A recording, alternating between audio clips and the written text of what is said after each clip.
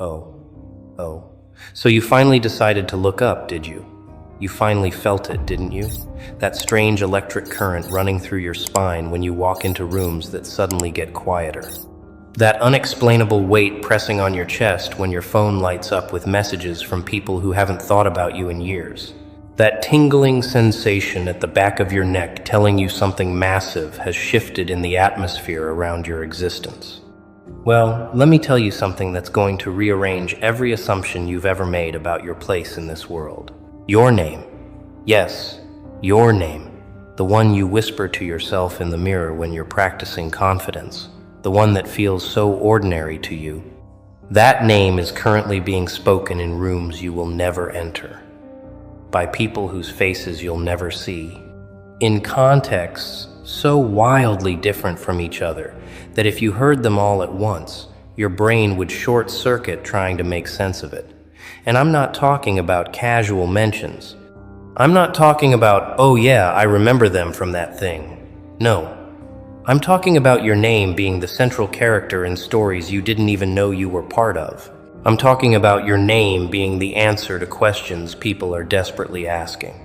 I'm talking about your name being the example, the warning, the inspiration, the obsession, the breakthrough, the case study, the cautionary tale, the success model, and the standard all at once. You want proof? Let me paint you a picture so vivid you'll taste the reality of it. Right now, as you watch this, somewhere in a therapy session in a city you've never visited, a therapist is taking notes while their patient describes you. Not by your name, maybe, but by your characteristics, your energy, your impact. There was this person who...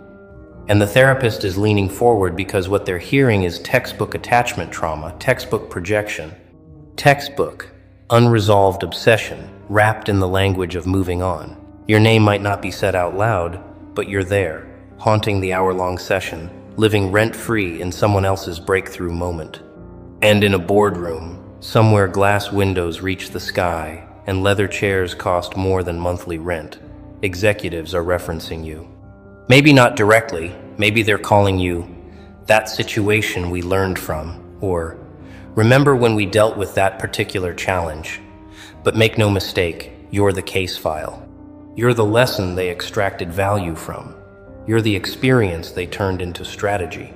They analyzed you, packaged you, learned from the way you moved, the way you responded, the way you didn't break when they expected you to shatter into a million exploitable pieces.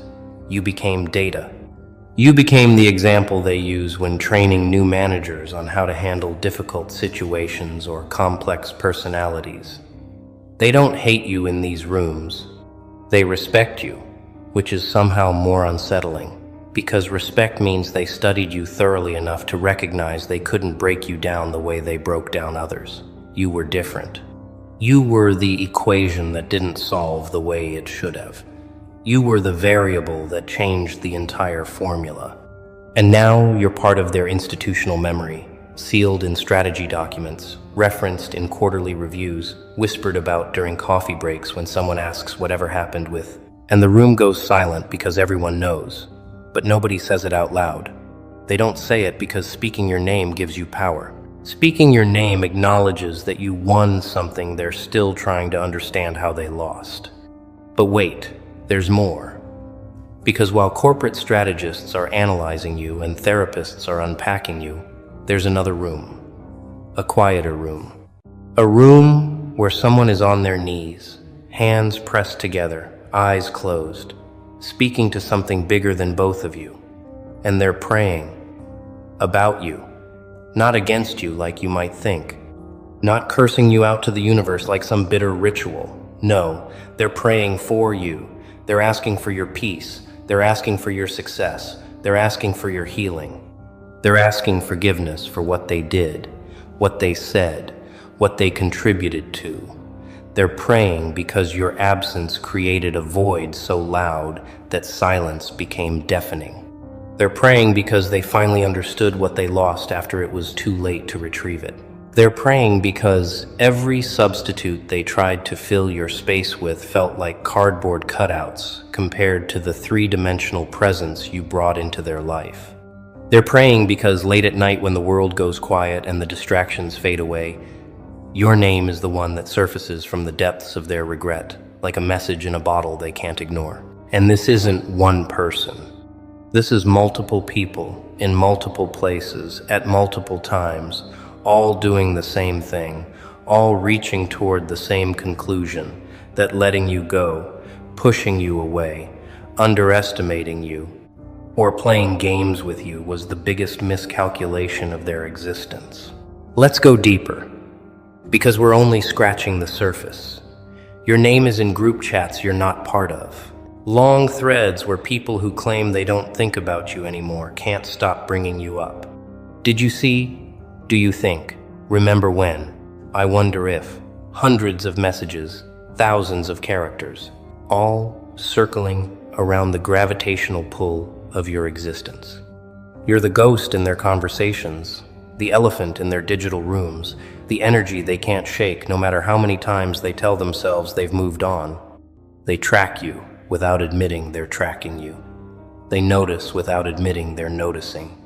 They care without admitting they care.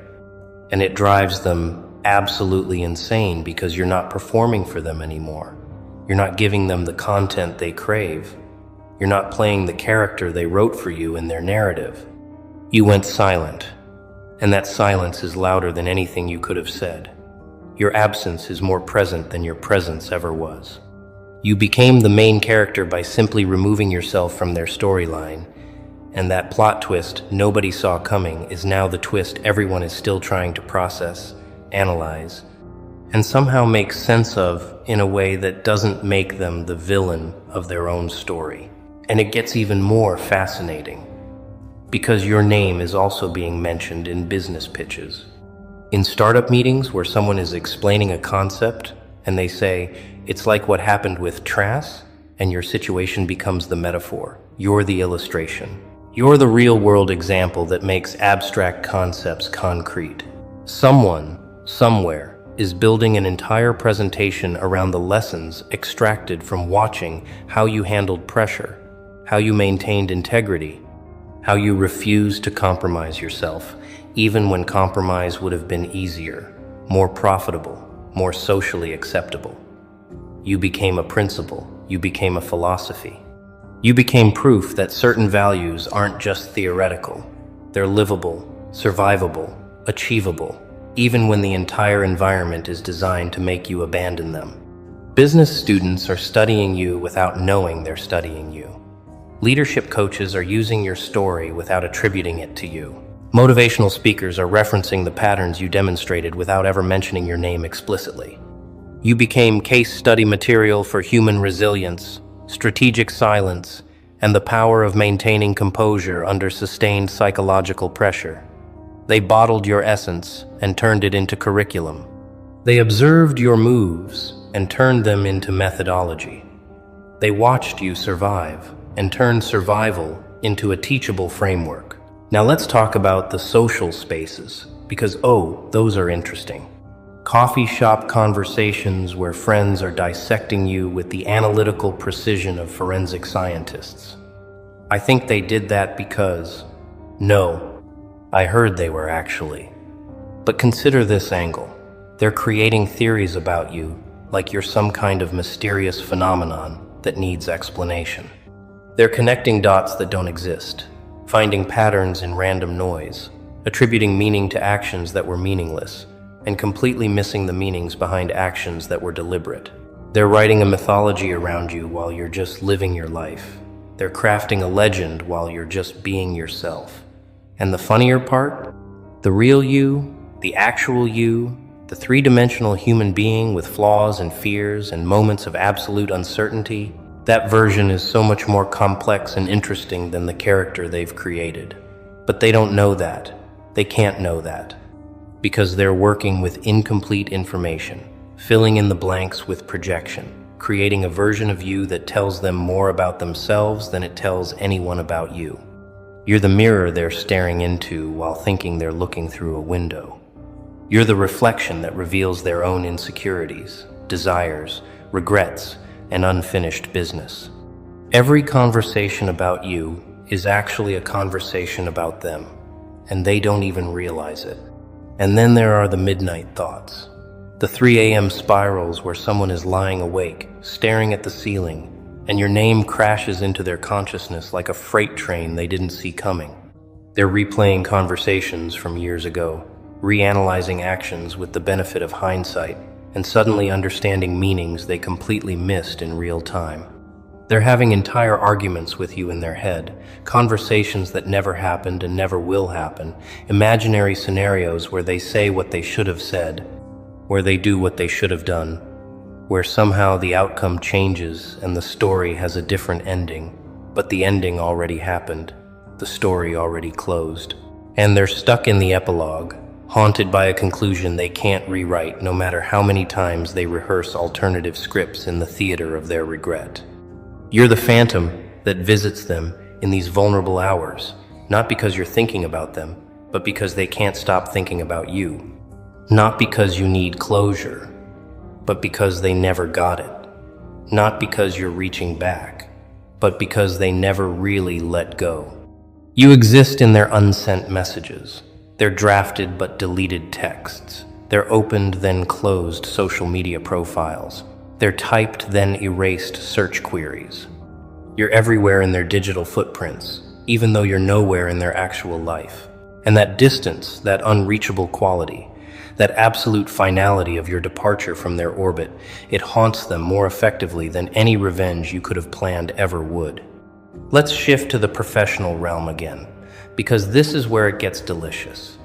Your name is in performance reviews, not yours, other people's.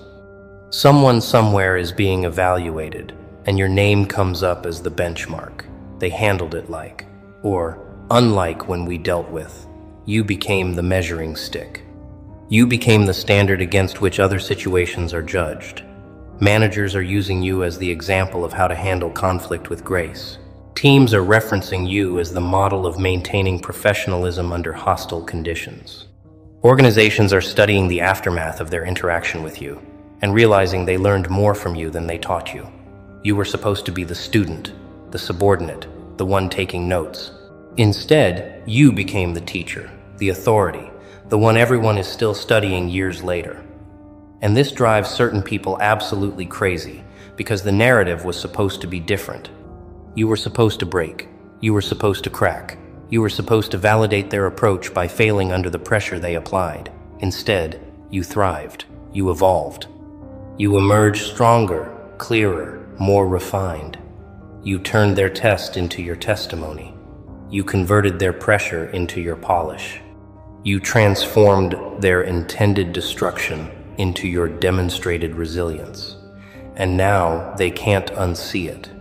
They can't unfeel it. They can't unknow what they learned by watching you refuse to become what they expected you to become. But here's where it gets psychological. Your name is in people's fear, in their "what if I become like them" anxieties, in their "what if they were right about me" insecurities, in their "what if I'm the villain in someone else's story" paranoia. You represent something that terrifies them, the possibility of being wrong, the reality of consequences, the mirror that reflects their choices back at them without the comfortable filter of justification. They see what happened with you, and they wonder if they're next. They watch how you recovered, and they question if they could do the same. They notice your peace, and it disturbs their chaos because peace shouldn't be possible after what you went through. Yet there it is, radiating from you like evidence of something they can't explain. You became the proof that their methods don't work the way they thought they worked. You became the data point that breaks their model. You became the exception that disproves their rule. And in a world where people desperately need their rules to make sense, you're the chaos they can't categorize, the variable they can't control, the outcome they can't predict. So they keep talking about you, analyzing you, referencing you, because if they can figure you out, maybe they can figure out how to protect themselves from becoming the next lesson someone else learns. And in creative spaces, you're everywhere. Writers are crafting characters based on you. Artists are creating pieces inspired by the way you moved through tragedy. Musicians are composing melodies that capture the specific emotional frequency you transmitted when you walked away from toxicity with your head high and your spirit intact. You're in poetry you'll never read, in songs you'll never hear, in paintings you'll never see. You became muse without ever agreeing to be one. Your story is being told in 1,000 different ways by 1,000 different voices, each one adding their interpretation, their spin, their meaning. Some will make you the hero. Some will make you the mystery. Some will make you the lesson. Some will make you the legend. And you won't control any of these narratives. But that's the point. You don't need to control them. They're not really about you anymore. They're about what you represent to each person who encountered you. They're about the space you occupied in someone's understanding of how the world works. They're about the crack you created in someone's reality that let new light pour through.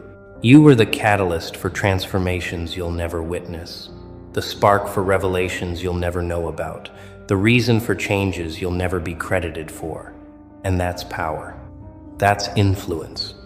That's legacy happening in real time while you're just living your life, unaware of the ripples extending outward from the stone you threw simply by existing authentically. Now, let's address the jealousy factor, because your name is definitely being mentioned with that particular flavor of resentment that tastes like admiration but smells like envy. People are comparing themselves to you and coming up short in categories they thought they dominated. They're watching your progress and doing the mental math that doesn't add up the way they want it to add up. How are they doing better when they should be doing worse? The cognitive dissonance is eating them alive. They designed a world where you should have failed, and you didn't fail. They created conditions where you should have broken, and you didn't break. They established circumstances where you should have given up, and you didn't give up. Every day you continue to exist successfully is another day their hypothesis gets disproven. Every achievement you unlock is another piece of evidence against their theory of how things should work. Every moment of your peace is another contradiction to their narrative about how people like you should suffer.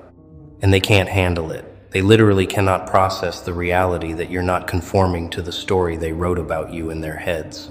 So they talk about you, trying to find the explanation, the loophole, the secret, the trick, the unfair advantage. Anything that explains how you're winning when, according to their calculations, you should be losing. They need you to be lucky so they don't have to admit you're skilled. They need you to be privileged so they don't have to acknowledge you're resilient. They need you to be somehow cheating the system so they don't have to face the fact that you simply played the game better than they did while following rules they kept breaking. Let's go back to therapy sessions, because there's a specific type of mention happening there that's almost poetic in its irony. Someone is in therapy specifically to get over you, not to process shared trauma, not to heal from mutual difficulties. No, they're in therapy because you, specifically you, broke something in them when you left, when you succeeded, when you moved on, when you stopped being accessible to their dysfunction. The therapist is carefully, professionally, trying to help this person understand that what they're feeling isn't actually about you. It's about them, about their attachment patterns, about their fear of abandonment, about their need for control, about their inability to accept that other people are autonomous beings who don't exist to fulfill roles in their personal narrative. But the patient keeps bringing it back to you. But they didn't have to. But they could have. But I needed. And the therapist is taking notes, diagnosing patterns, recognizing textbook behaviors, identifying projection mechanisms, and internally knowing that the person sitting across from them is not actually mourning you. They're mourning the version of themselves that existed when you were around to absorb their chaos, to be their emotional punching bag, to play supporting character in their drama. You were a function. You served a purpose. And when you stopped performing that function, when you refused to continue serving that purpose, their entire psychological ecosystem collapsed. And now they're in therapy, paying someone to help them rebuild what you exposed as fundamentally unsustainable. Your name is in that therapy office as the case study of what happens when someone finally says no, when someone finally chooses themselves, when someone finally walks away from a dynamic that was slowly killing them. You're the before and after moment. You're the wake-up call. You're the mirror that forced them to see themselves clearly for the first time, and they hate it. They hate what they see, but they can't stop looking, can't stop bringing you up, can't stop making you the centerpiece of their healing journey, even though the real work has nothing to do with you and everything to do with them. In professional development circles, your name is attached to concepts like strategic silence, dignified exit, maintaining integrity under pressure. Leadership coaches are analyzing your behavior patterns and turning them into frameworks. Notice how they never defended themselves publicly, yet everyone eventually understood the truth. Observe how they maintained professional relationships, even with people who wronged them personally. Study how they converted obstacle into opportunity. You became a masterclass in things you weren't even conscious you were doing. You were just surviving, but survival at that level, executed with that much grace, becomes strategy. Others are trying to reverse engineer your success by dissecting your methods, not understanding that there was no method.